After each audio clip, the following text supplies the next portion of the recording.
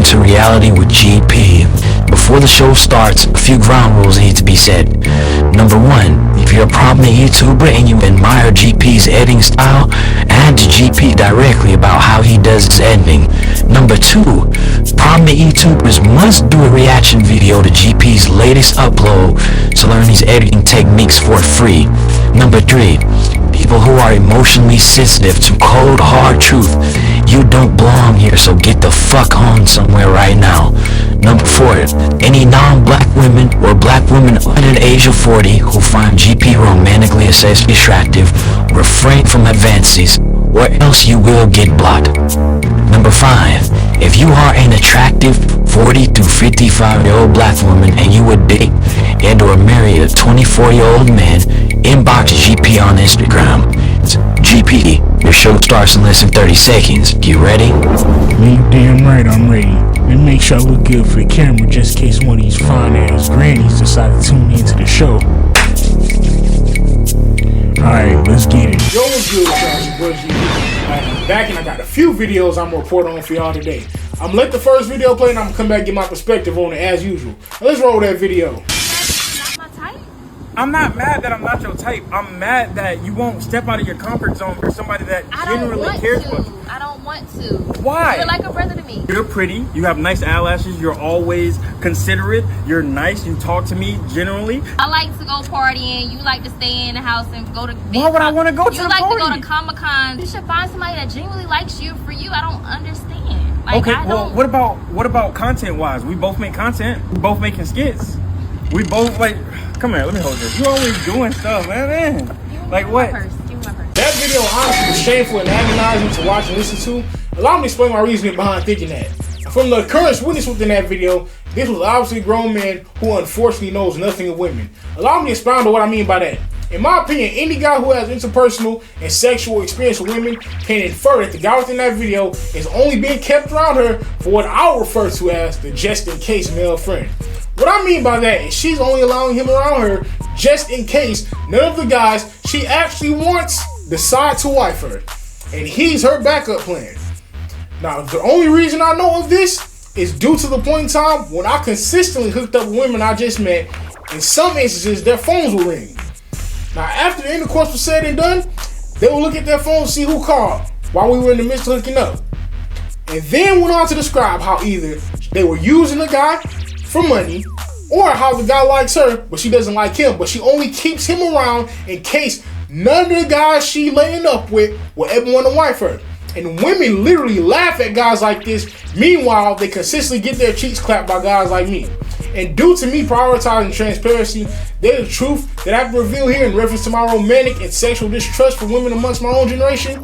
Before we move on to the next video, the real reason I refuse to date and potentially marry women in my generation is because ever since I started taking care of both my appearance and my health, women in my generation who just met me and know nothing about me will offer to sleep with me simply because they think I look good. Now, if they will make it that easy, based solely on finding my appearance to be visually appealing, I would be foolish to ever trust them in a long-term commitment, in my honest opinion. And the sad part about this is, guys like me who can actually get laid will try to alert guys who are similar to the guy within that video I just played about how they're being made fun of and laughed at in their absence by the woman they like. And in some instances, there'll be a multitude of guys trying to tell them this. But unfortunately, they have a tendency to never listen. Now, also location in the next video.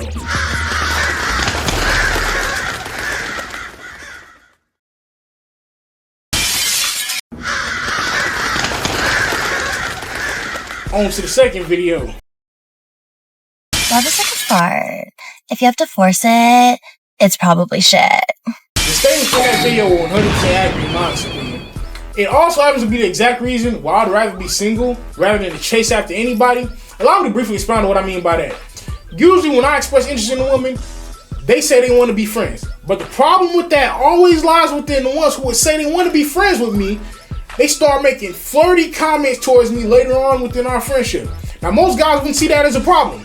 The reason I do is because if you saying we friends and then eventually flirting with me, that's burdening me with unnecessary confusion and uncertainty, which in turn causes me unnecessary stress. And my natural response to unnecessary stress is to completely cut off the source of the stress from my life and only allow it to return if there are changes made that no longer stress me about it. Now on to location in the next video.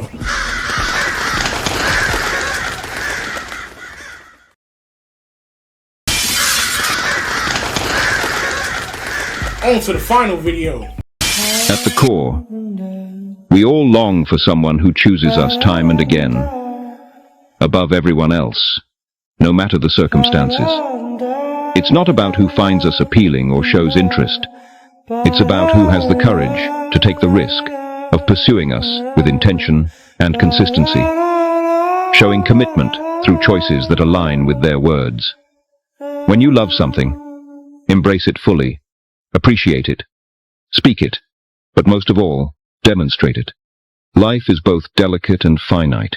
What's here today may be gone tomorrow, so never take it for granted. That video was highly accurate in describing the exact type of relationship and potential marriage I desire from a black woman 40 through 55 years of age. But the only reason I'm still single is because, unfortunately, my age seems to always act as a romance repellent to women between the ages of 40 and 55 years old. Now, allow me to expound on what I mean by that. There's two different outcomes whenever I romantically shoot my shot at older women. They always ask me how old I am first, and I tell them I'm 25. And the first outcome that happens most frequently since I started taking care of my health and my body, they'll tell me I'm too young for them to date, but will still give me their number and only end up using me for sex. And sometimes the second outcome, they completely reject me and don't want to fool with me at all simply because of my age. And when this happens, I usually get 1 out of 4 responses. It's either I'm too old for you, I have kids your age, I have kids older than you, or the one I get most often is, boy, I'm old enough to be your mama.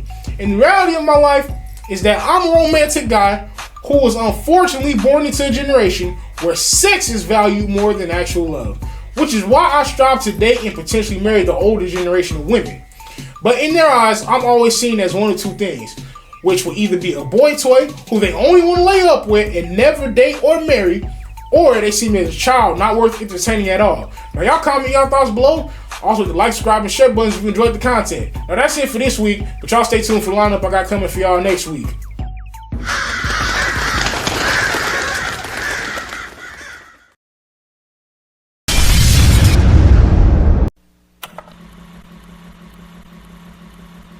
If you enjoyed the show, be sure to follow the instructions right below me, unless you're illiterate. In the case that you're illiterate, go learn to read before tuning back into the show. This show is for fully literate adults only. I'll see you guys in the next video. Till next time.